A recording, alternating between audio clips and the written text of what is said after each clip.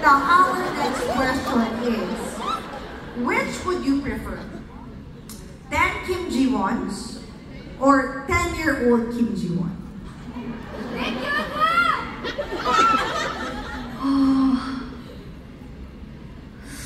그래서 10살 김지원 한 명인 게 낫지 않을까요? 제가 10명이면 감당하기 어려울 것 같기도 합니다.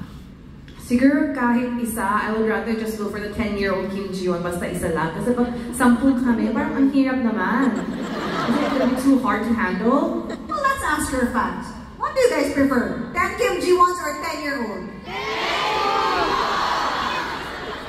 They want 10 Kim Ji-won. 그러면은 10명 김지원하고 한 명 여기 놓고 있는데 Sige, then I'll do for 10 Kim Ji-won. Iwanan ko isa dito sa Pilipinas.